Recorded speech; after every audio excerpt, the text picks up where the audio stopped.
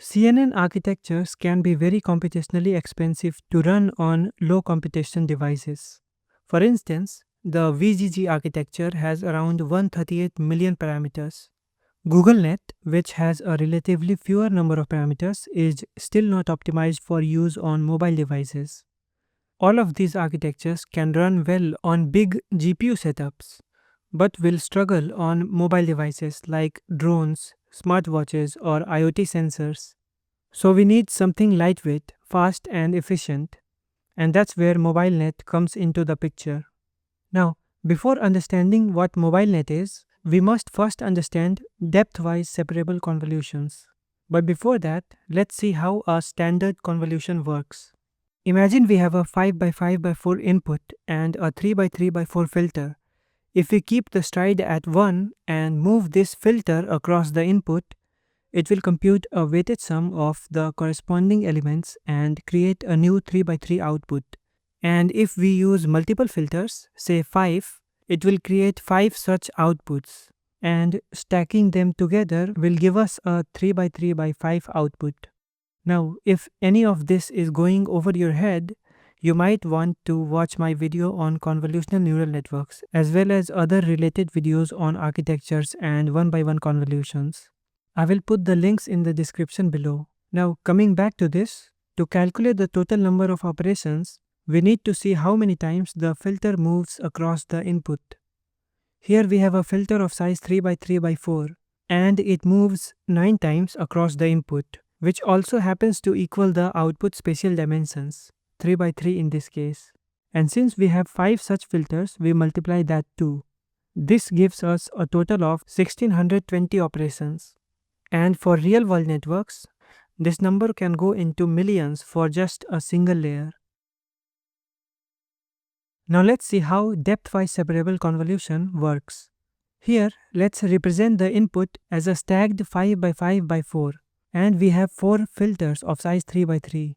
Now each filter will convolve on one channel only, such that no channel mixing happens. Stacking each of the outputs will give the final output. This way, the channel depth will remain the same as the input, but there will be no channel mixing.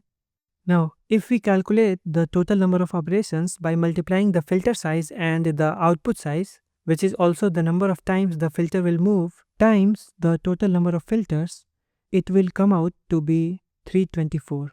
Now, this is only half the story. Next, the 3 by 3 by 4 output will pass through a 1 by 1 pointwise convolution with the same number of channels as the input, 4 in this case. This will result in a single 2D output, and if we use n such filters, the output will have n channels. Now if you calculate the cost of this pointwise operation, considering a total of 5 filters are used, it will come out to be 180. And comparing this with the standard convolution we calculated earlier, depthwise separable convolution is about 3.2 times less expensive. If you didn't quite follow that, try pausing the video and calculating everything yourself. There is also a formula for efficiency, where n is the number of output filters and k is the filter size. In our example, there were 5 filters and k was 3, so the cost was reduced to about 31% of the original. But in more real-world networks, this reduction can be even more significant. Now let's look at the MobileNet version 1 architecture.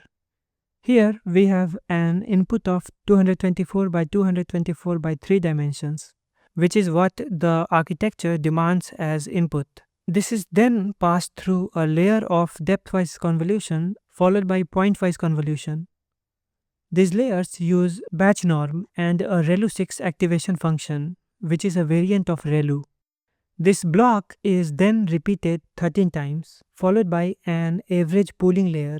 This is not a normal average pooling layer, it is a global average pooling layer, where the average is taken per channel, meaning if one channel has 25 values, it takes the average and reduces it to just one value per channel. This drastically reduces the number of parameters before the final layers. This is then followed by a fully connected layer and a softmax output for classification. MobileNet version 1 was a breakthrough, fast, lightweight, and mobile friendly. But engineers noticed it was leaving performance on the table. So they went back to the drawing board and MobileNet version 2 was born. This also takes the same 224 by 224 by 3 input dimensions. In this case, the input is first passed through a 1 by 1 pointwise convolution with n filters. This operation is used to expand the number of channels. So, for example, if n is 20, it will expand the input to 20 channels. It is then passed through a depthwise convolution with n filters, since the input will already have n channels after the previous operation. Then another pointwise convolution is applied with some n prime number of filters to get the output. And these layers use batch norm and a ReLU 6 activation function, except for the pointwise case, which only uses batch norm. Now, the unique thing about this architecture is that it has a residual connection, where the residual passes from before the expansion operation and connects to after the final pointwise operation.